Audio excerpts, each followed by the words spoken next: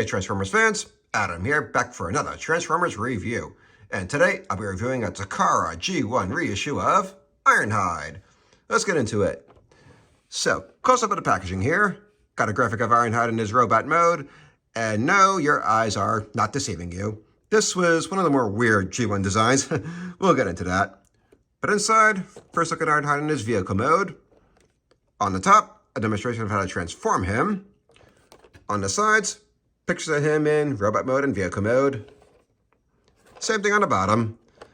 And on the back, usual graphic of the Transformers. And then Japanese writing that I cannot make out for the life of me.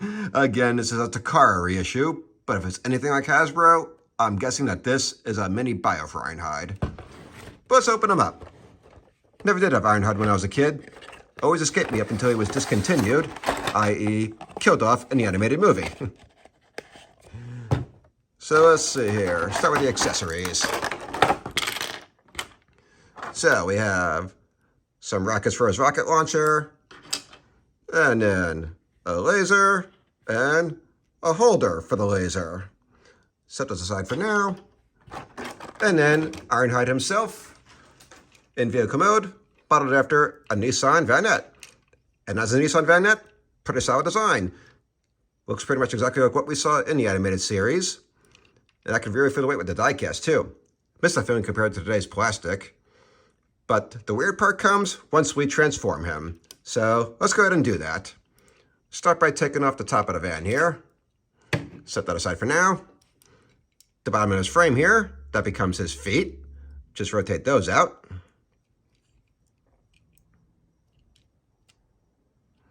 And then we bring out what becomes his arms here. So 1 and 2. And then his windshield, just rotate that down like so. And yeah, that is G1 Ironhide in robot mode, looking basically nothing like what we saw in the animated series. So here's the story. When these were originally released in Japan, before the Transformers were the Transformers, they had human pilots. So that's why he does not have a head.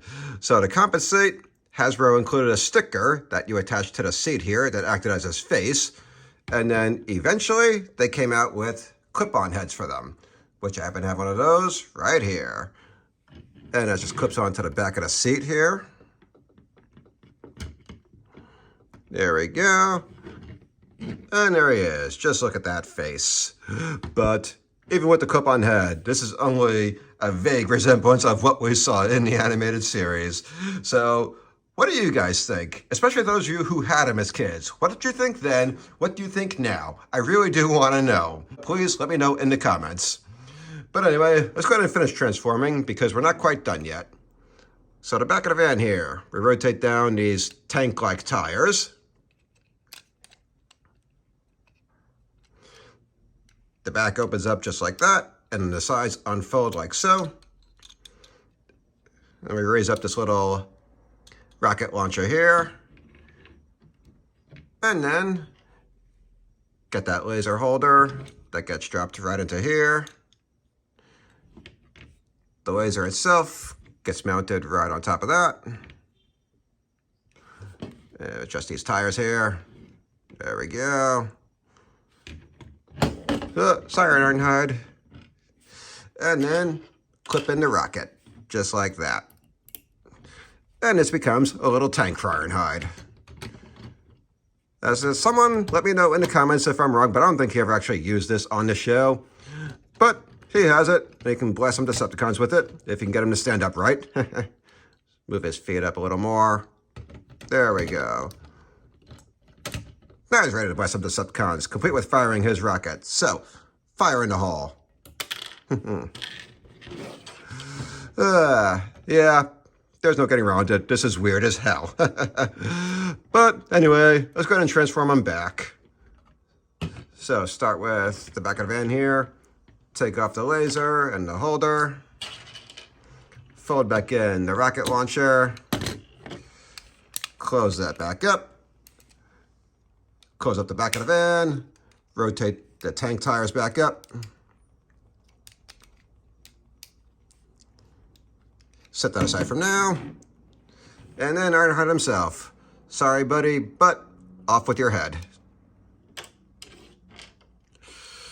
And then we bring his feet back down. Rotate the windshield back up. And then bring his arms back in. And reattach the back of the van here. And back to a Nissan Vanette. Thankfully, more recent releases of Ironhide here have done our boy much more justice, and I happen to have one of those releases on the way, the Studio Series. That'll be in a future review. That'll about wrap it up for this one, though. Join me again for the next video, and until then, take care, Transformers fans.